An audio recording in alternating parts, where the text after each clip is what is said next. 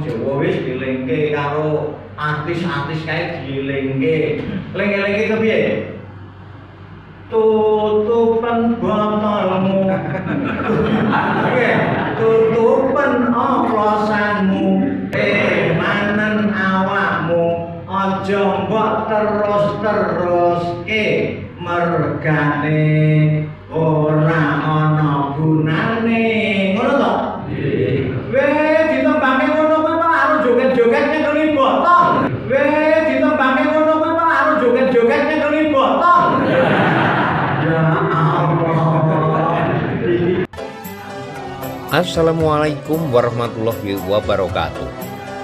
Dari Masjid Baitur Rahmat, Josari Tridati Sleman, Yogyakarta, mempersembahkan tausiah dalam kajian Islam bersama Bapak Kyai Haji Harjoko SPD SAG MA yang merupakan Ketua Pimpinan Daerah Muhammadiyah atau PDM Kabupaten Sleman, hanya di channel Kali SP, channelnya orang Jogja yang memang istimewa.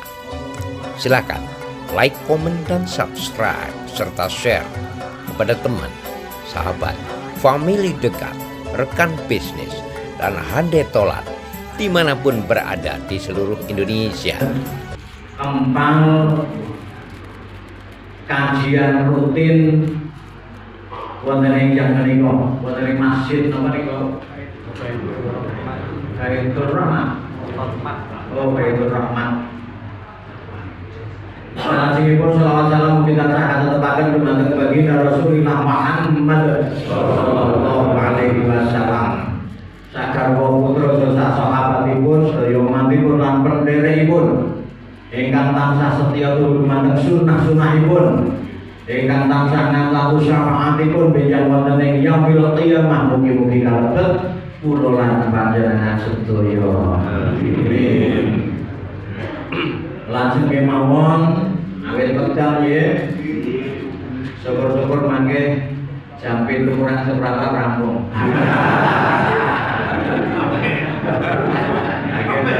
Jadi semakin apa lebih cepat lebih baik katanya. Atur menika bilih ing jam menika boten pengaosan nggih, ning kajian nggih. Nek pengaosan iki kampanye. Pengaosan kan memberi kaos. Pengaosan iki memberi kaos. Niki kajian mawon. Nanging kajian menika wonten werni-werni. Ana sing ngandhakake sejarah. Nggih to? Wonten ingkang ngabaraken remen ning yo ana sing kabar jengkelke yo ana. Nggih to? Kabar meden-medeni ana, nyenengke ana, pun macam-macam niki. Lah niki kadang-kadang wonten sing pengaosan mbok nek ngaji ki ora sing meden-medeni. Mengko ndak do bubar kabeh, ngoten to. Nek wong ngaji ki ana sing medeni, ana sing nyenengke. Niki mangke ketake kula rada sing rada medeni sethithik. Nggih. Wong diwedeni kadang-kadang rada wedi ya. Nah niku sing repot mriku niku. Diwedeni ki rada wedi niku sing paling ngaco to mriku niku. Nah, jenenge wis hafal kabeh. Bab napa? Yen niki nek jaman rumiyin sadha era-eraman menika ujian. Luweh susah, luweh lara. Nek dilakoke napa mboten? Lakoke luweh susah, luweh lara rasane wong kecemplung neraka. Klaban khures kala jengking, klaban geni ula geni, rante geni godhog geni,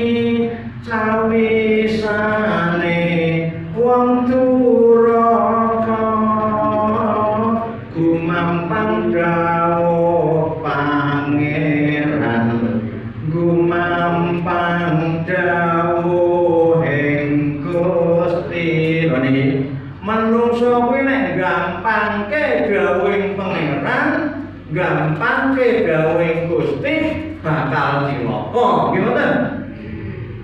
Kok cilaka ten napa? Dumsake neng neraka. Lho niki. Ning nek sing ngerti bakal kepenak. Luwih mukti, luwih mulya rasane wong munggah swarga 72 widodari kasur babut kari ngenggoni lho ngoten ing ngisore mili kali madu kali nyidui iku kabeh kanggo nyawisi wong kang iman Islam sejati. Wong iman Islam sejati dicawisi swarga 72 widodari. Nek putri-putri paling 72 widodara. Arep 72 widodari bapak-bapak ora usah bingung wah kok boyoke piye. Ora bingung. Misale mili kali madu kok. Mikali nyidok e. Betina munjuk madu, layani 72 beleng wae. Nah, niku maksud iki pokoke kepenak banget ning swarga kuwi. Ngoten nggih? Ora kok terus purna ora. Kok piye iki ora adil iki bapak-bapak 72 widodari, ibu-ibu kepiye? Ngoten wis pokoke rasa semelang ten mriko kepenak. Ning nek sing ora manut karo pangerane boten nderek tuntunane Allah, boten nderek dawuhe Allah tuntunane Rasul niku bakal cilaka. Nah, napa Laban Kores kala jengking kabeh saka geni.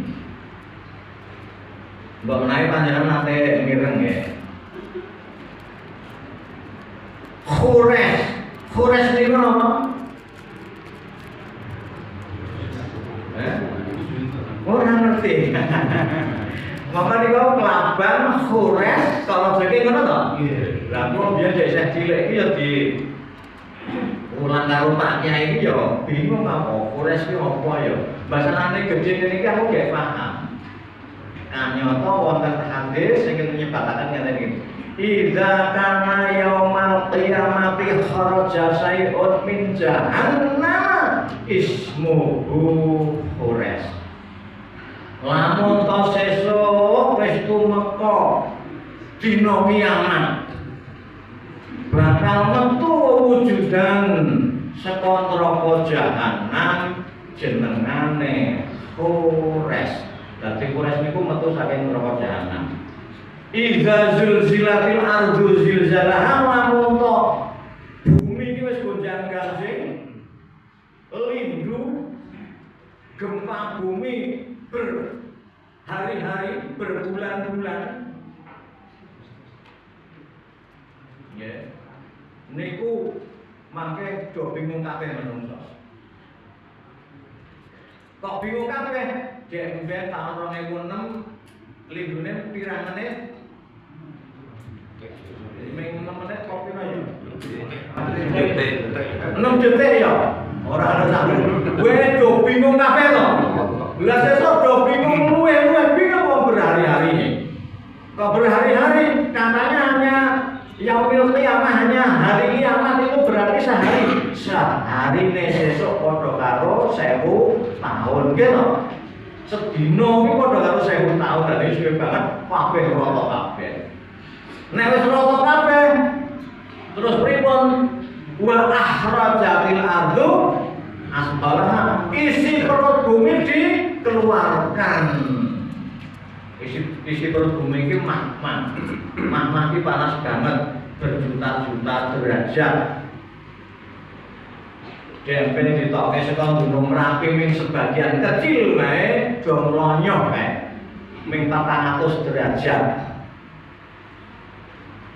400 derajat iki sepiro kok Pak? Aku ya urung neng Gunung Merapi jangan ngono. Ora tekan kono ora ngerti ora ngrasake. Nek kepengin ngrasake ya nek jenengan godhog banyu umok kae 100 derajat kae. Kira-kira karo umok cemplungke dijine kaya apa ngono kuwi bae. Nggih. Niku berjuta-juta derajat dadi awu kabeh, nek wis dadi awu kabeh. Nggih. Bumi iki dadi awu kabeh panas. Air laut ditumpahkan ke daratan. Lah ning daratan kuwi gandeng awu panas kira-kira banyu laut umok. Nek umok mengko awu iki dadi jeneng. Dadi jeneng panas banget kae.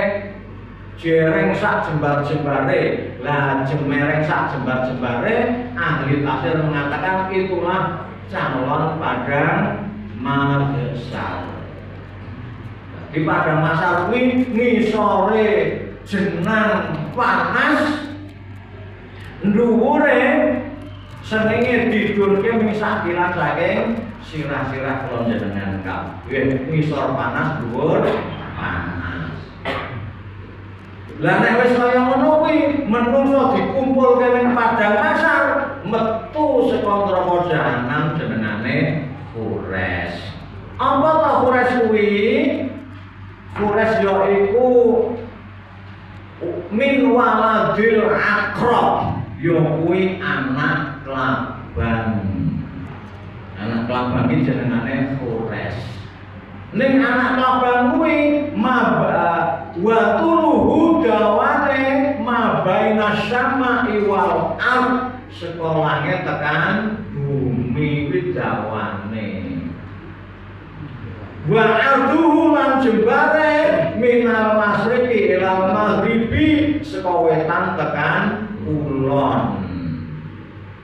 Jadi kuwi gede banget, kuwi dawa banget, gede banget. Kuwi ming anak kelaban gawe bombone. Iki anake wis ngono. Nah, gandeng metu saka neraka jahanam. Fayaqulu Jibril mula banjur takon sapa malaikat Jibril. Ya Fures, Fures.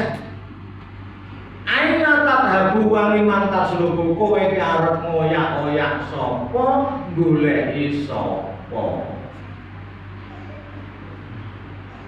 Lajeng Fures njawab, khamsatu nafarin, aku arep ngoyak-oyak 5 golongan menungso. Dadi sesuk dina kiamat kula jenengan wis ning padang Magesar, nggone panas banget, isih ana menungso sing dioyak-oyak Fures. 5 golongan menungso. Mula monggo kula jenengan aja nganti sesuk dioyak-oyak Fures. Sapa nomor 1 sing bakal dioyak-oyak Fures sesuk dina kiamat ya kuwi tarkus shalah. Menungso sing ning alam donya ora gelem salat. Lho iki piye? Mula salat kudu ditindakake. Saking gleling-gleling kae sing ra dosa mati. Kok gleling-gleling? Coba sore-sore neng prapatan, neng perkelon, neng arep cakruk, yo lingguh neng nggon sedelpit motor, ya toh?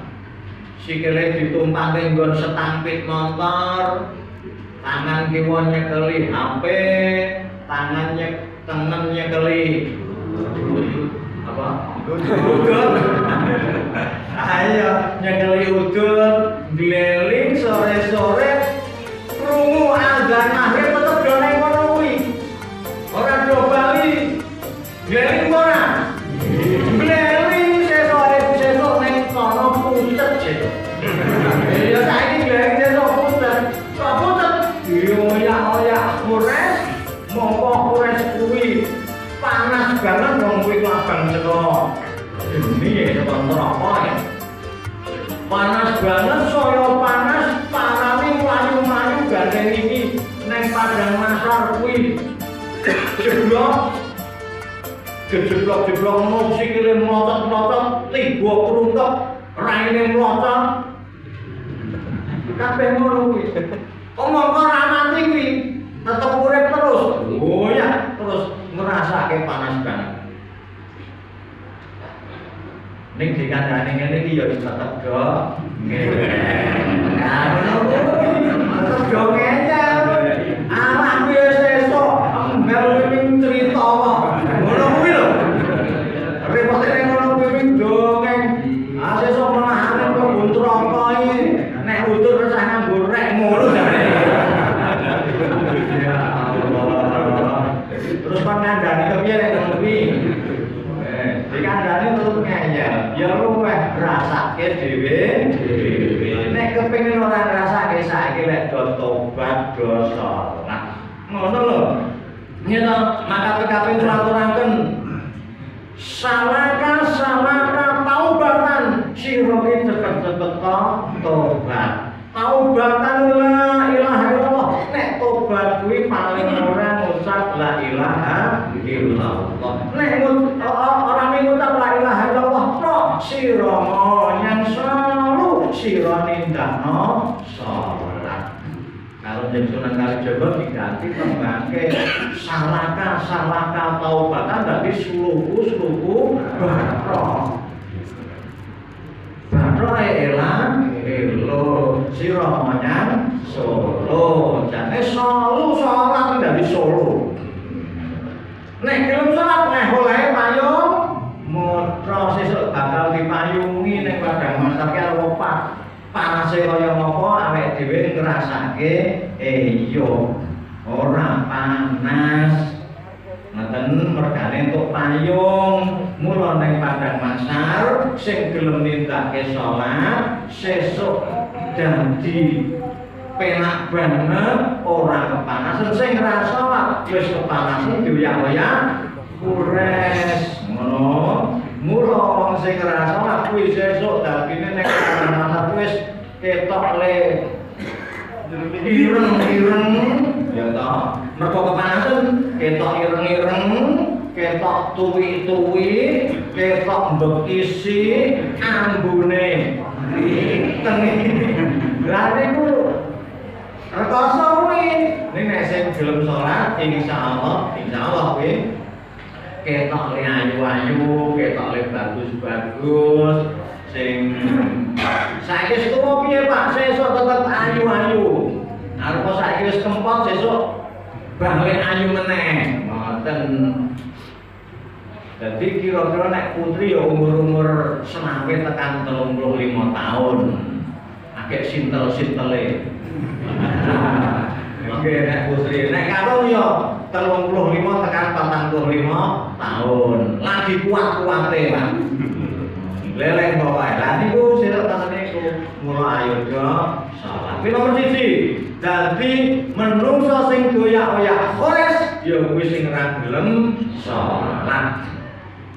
Wong nyati-nyati niki. Mula ayo sak keluarga kudu nindakake salat. Liyane durung ora apa-apa ning salat kudu sore-sore putrane durung mulih wayahe maghrib goleki awan-awan sore ngasar putrane dolan goleki kon mulih dhisik salat dhisik mengko bar salat dolan meneh entuk ngono lho ning wayahe salat tetep digoleki.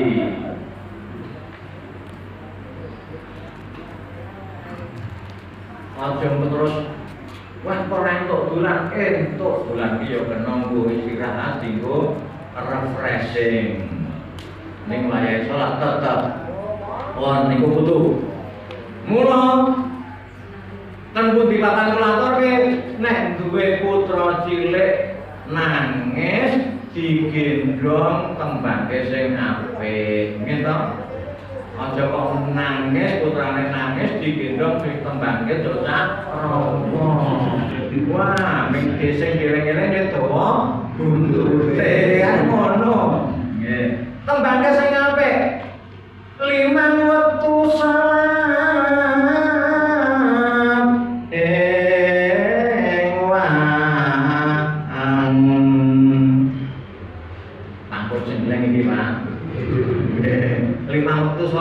mulihno anakku sing ayu dhewe ngono.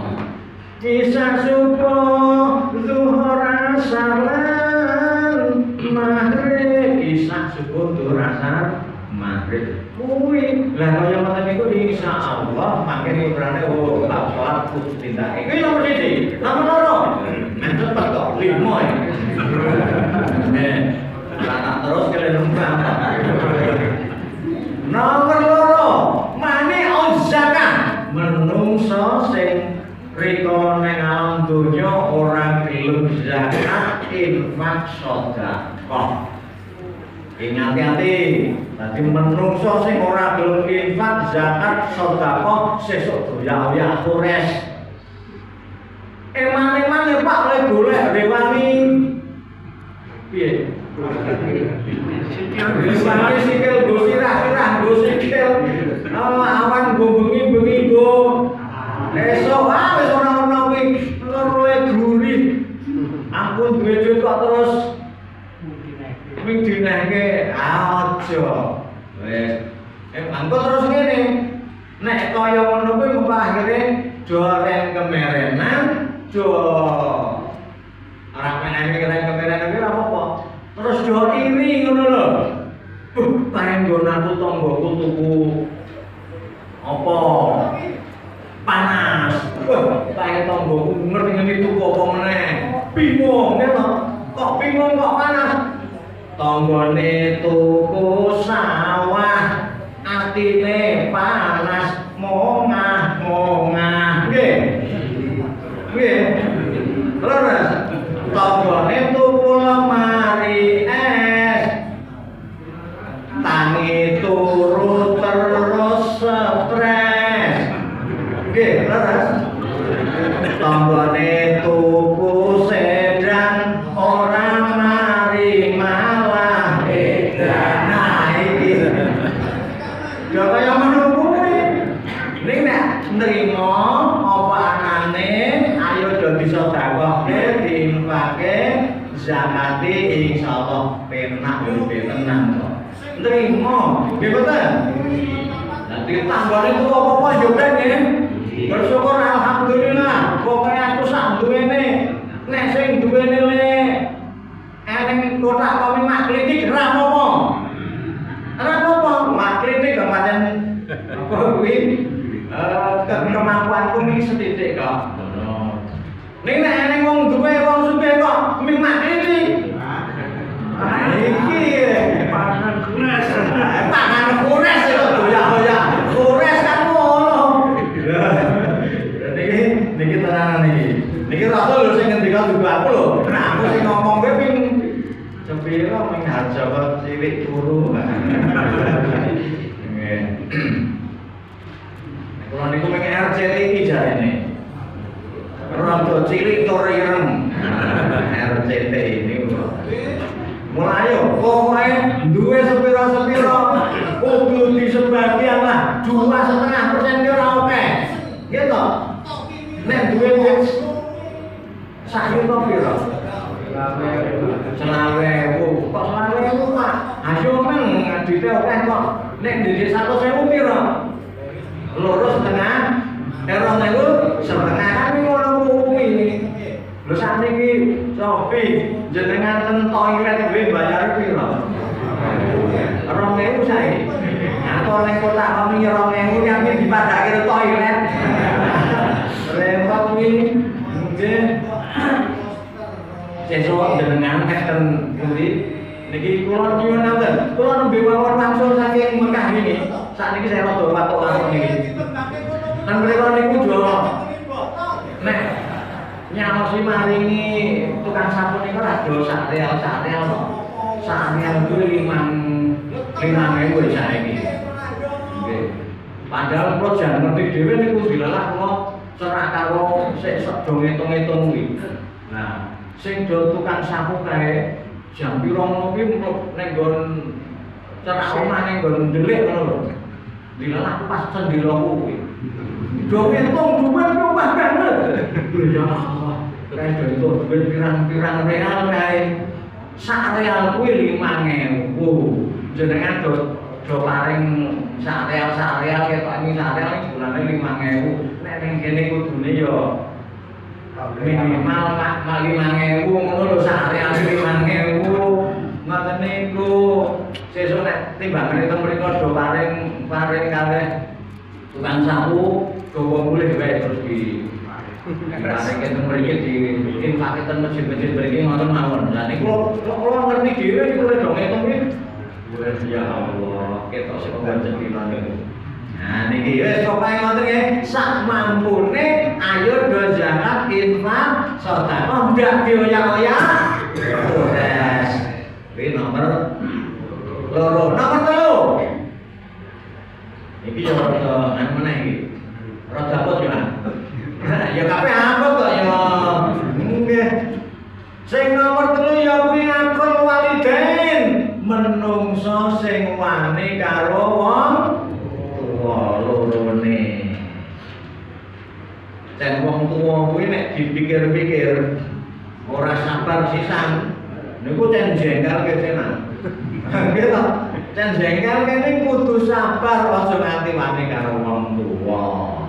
Coba nggih, kula niku mbiyen wiwit cilik nganti tekan tuwa ngeten iki kula melu wong tuwa kula. Boten wong tuwa kula sing melu kula boten, kula sing melu wong tuwa.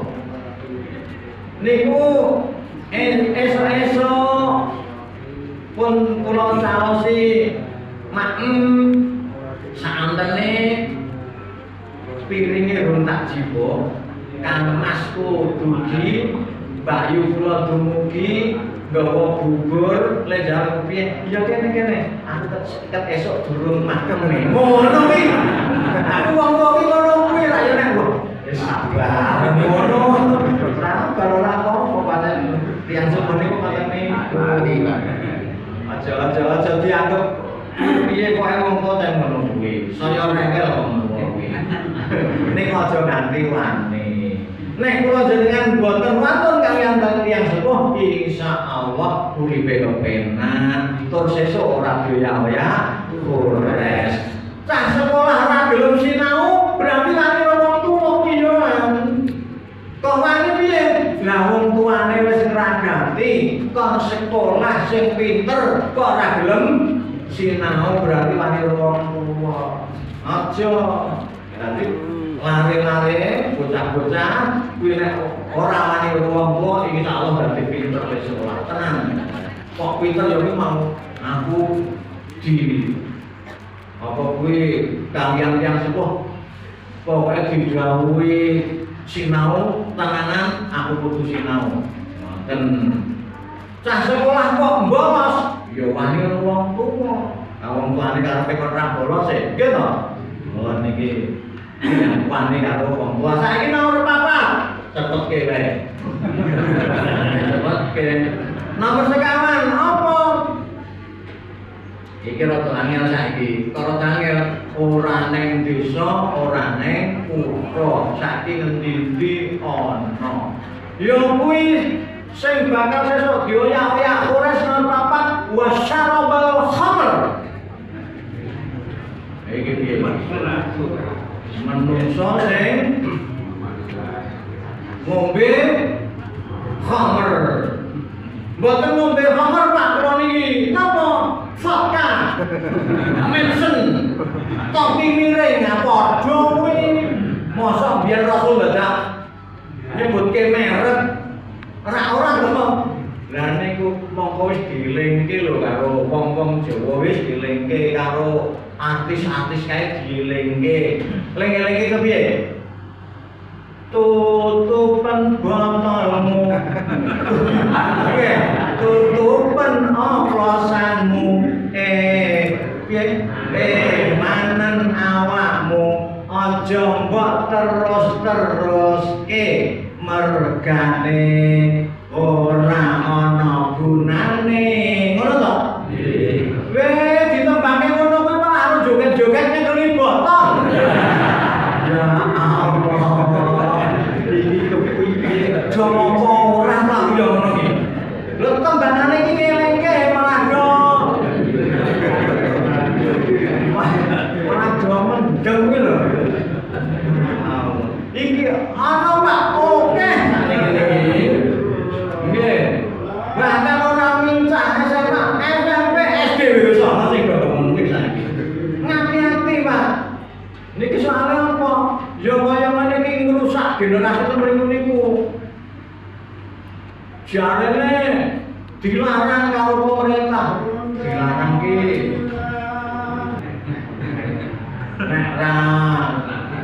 Nek ora paling glondong pengarep-arep ya ta. Nek paling glondong pengarep karo petugas ngono bae. Petugas iso kaprante. Nah, petugasnya ya meneng wae ngerti ekonomi kok dagang ngono kuwi ya.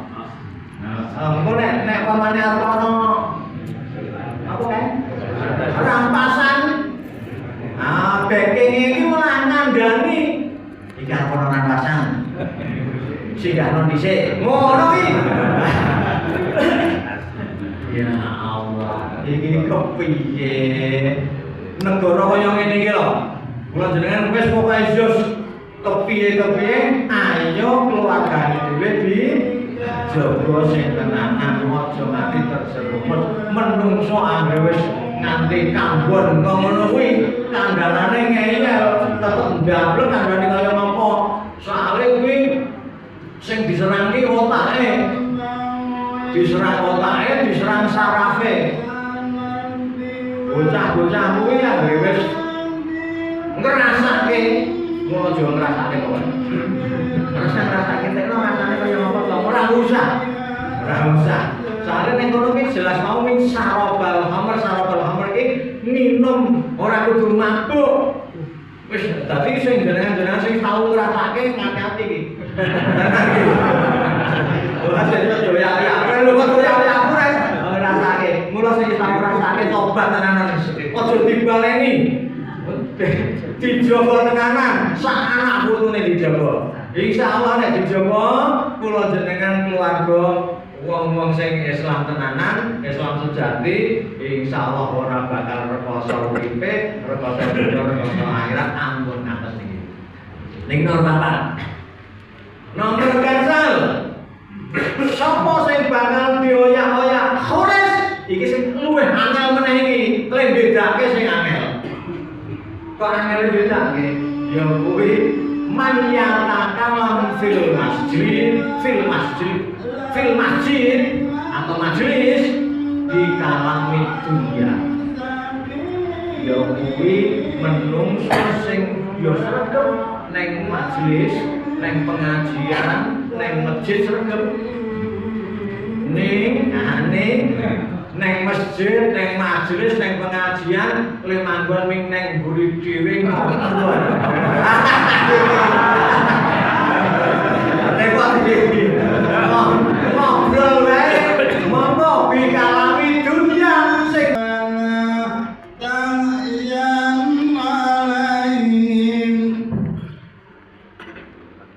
langgung mahal. Walang takut bidaikin mimma yang kurang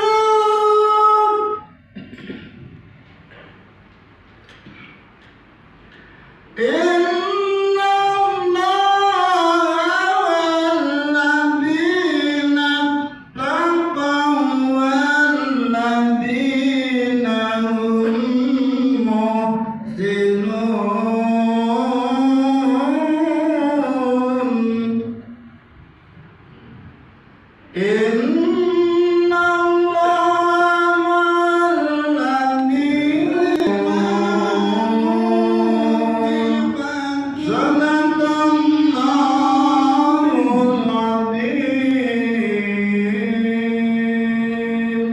Wassalamualaikum warahmatullahi wabarakatuh.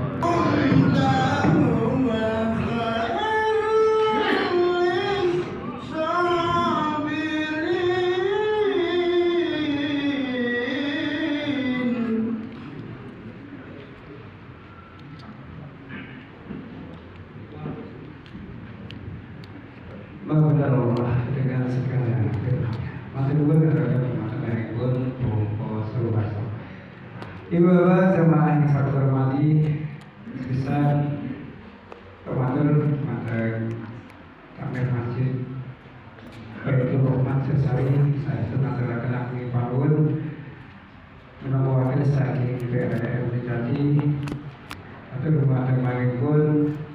wujud sehat kanyata ing enjang menika kula panjenengan saged kempal kajian rutin wonten ing enjang menika wonten ing masjid napa nika wasbir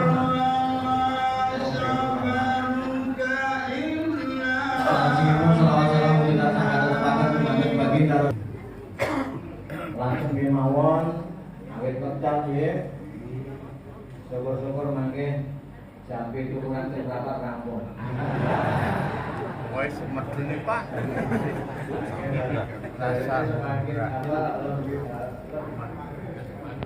atur menika bilih ing yang menika mboten pengaosan nggih ing kajian nggih nek pengaosan iki kampanye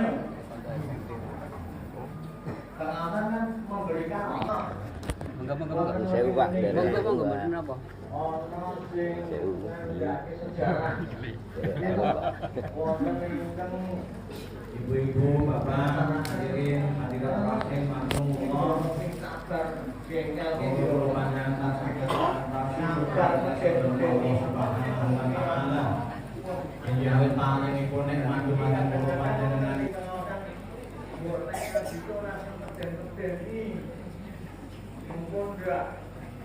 yo bubar kabeh ngoten to. Niku nang iki wonten ing ngene wonten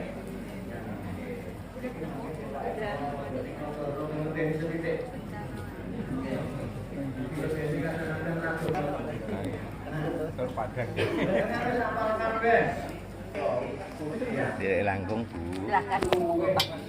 Ya coba.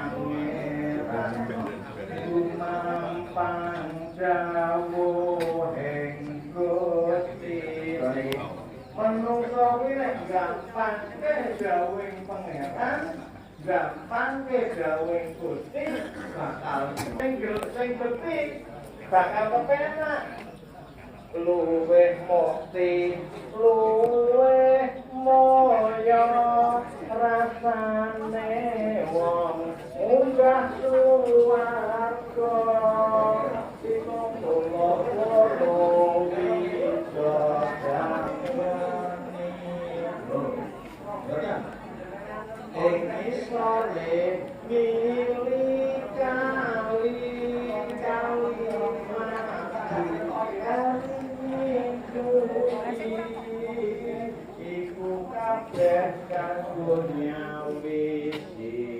wong kang iman Islam sejati wong iman Islam sejati ditawisi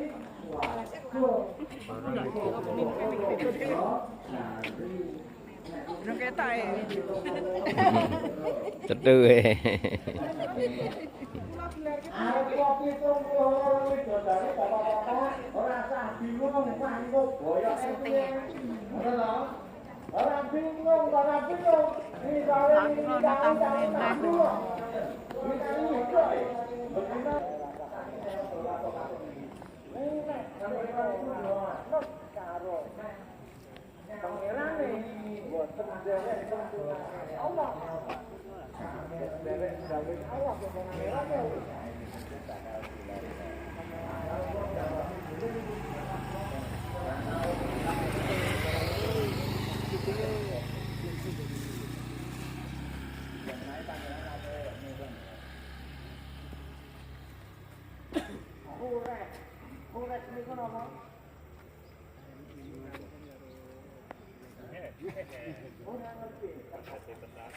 ini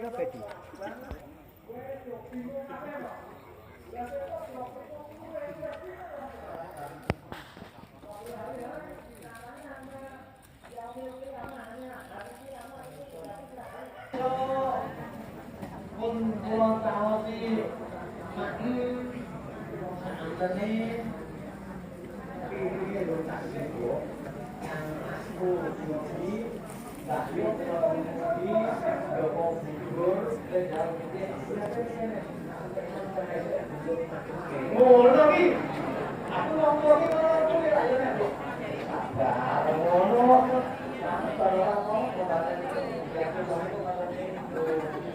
Ngomongkan wis babakan dunya iki lho. Iki ane lho. Mungkin sesuk lupa kok. Umpamane iku umpama iki pemene sing padha jenenge ra apa. Kan mbok aja kok doyak-doyak aku res. Awangane ngono kuwi. Lah napa? Sedep ning masjid e. Kok doyak-doyak aku res. Ning pengajian yo sedep iki. Ah ning ning masjid ning pengajian ning Ming ngomong dhewe ngobrol ngono. Iki angel ngono ayo nek ning masjid, ning majelis do ngrungokke tenanan, dimirengke, aja do ngomong dhewe malah ning dhewe ngomong ora tenan saiki yo. Brambang larang saiki. Lah kan ning bab donya kuwi. Nanti kudu ngrungokke, kudu mirengke. Salah kok kula jenengan golek ilmu kaya ngopo ora bakal iso nampa nek ora ngrungokke, nek ora mirengke tenanan. Yakin.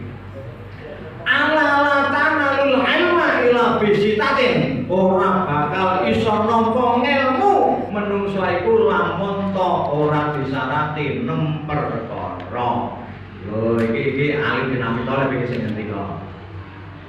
Saum bika an majmu'iha apa ta men perkara iku mau bibayanin zakain sing nomor 1 bibayanin zakain uteke disah. Oh. Jadi uteke otake pikirane panjenengan iki disah tenanan. Bendino ngaji pokoke nek ora disah arep lading langgete kaya apa mesti ketrol ya uteke panjenengan iki ora disah yo petrol. Kudu bendino ngaji saiki ngaji rong dong. Ora apa-apa, sesuk ngaji meneh. Ngaji rong dong. Ora apa-apa. Ngono ngaji meneh. Oh pancen saya meneh utake kula jenengan sing sepuh-sepuh rak beda to karo sing tak nom-nom kuwi. Nek sing tak kaya kula jenengan iki utake ming saka Gori.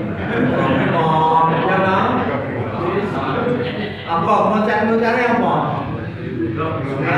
Alah, biyen drama kowe Pak Mite iki biyen iki nek entuk gendulen. Yen ngono kuwi ane cah saiki iki. Wah, utake apik-apik tenanan kuwi.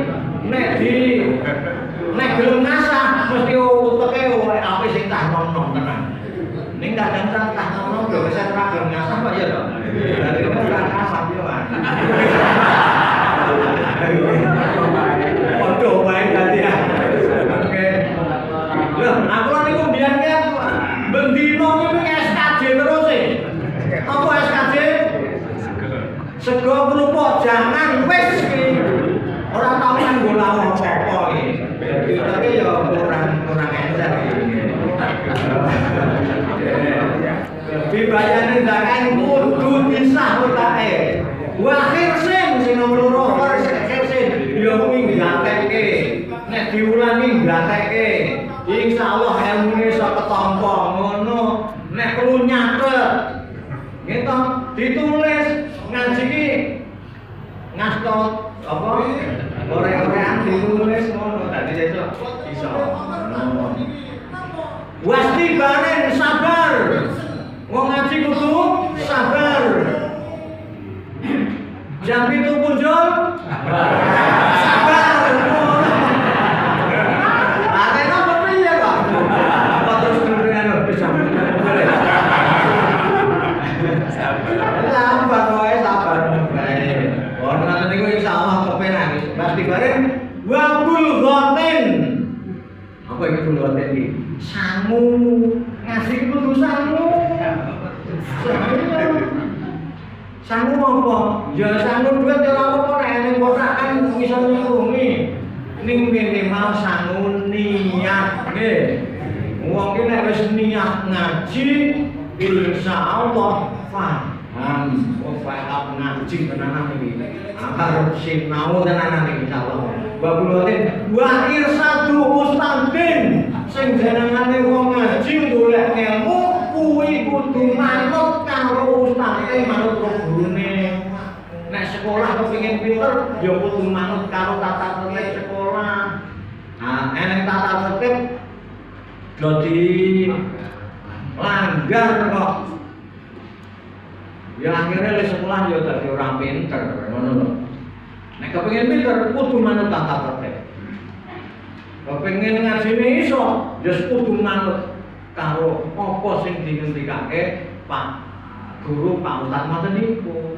Wa irsatu tadi wa tuli zamanin sing jenengane ngaji kuwi wektune suwe wiwit isih cilik isik-isik nanti gede tuwa ayah kaya ya wae minal mahdi ilal lahdi lho.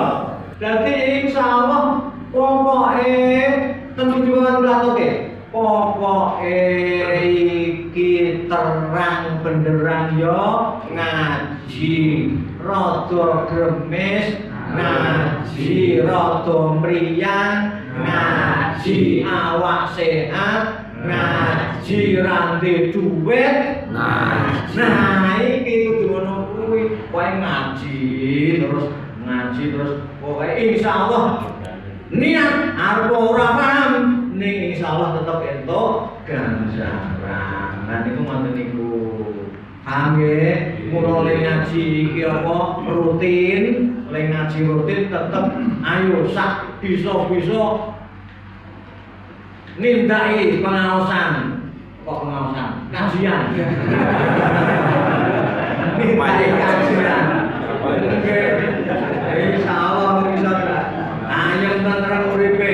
Mungkin ayam tentrem uripe wis kepenak soalnya apa? Kepengin ayam tentrem uripe ning masyarakat ning warga. Apa iki ning kekeluargaan niku insyaallah syaratnya ya kuwi faqahum fiddin gatekke agamane.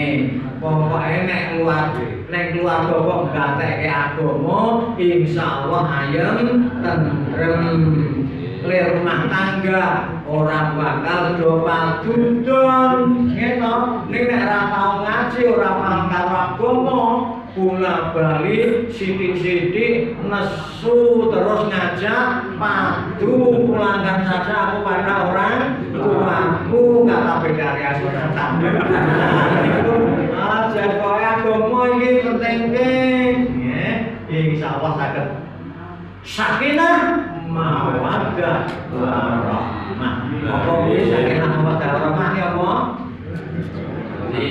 pokoke urip iki bahasa Arab iki pokoke uripe ayem toto titi tentrem roti temperman tanah rasul bawane walang sawise godhongan tanah obat sami rono dapat lumame Pak.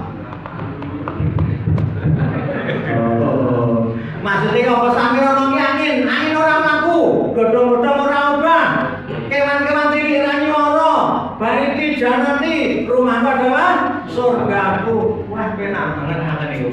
Nggih, ora tau do padudon. Bapak ibu ora tau do padudon, anane meng seneng ngoten mawon. Paham nggih? Nggih. Maka kemawon kathah kirang niku pangapunten le nerake rada cepet mergane jan wektune. Mila kathah kiranipun nyuwun pangapunten menawi kula aturaken leres menika pitulungan saking Allah nanging menawi ingkang kula aturaken menika salah saking gobloke Pak Harjoko. Akhirul kalam. Assalamualaikum warahmatullahi wabarakatuh. Waalaikumsalam.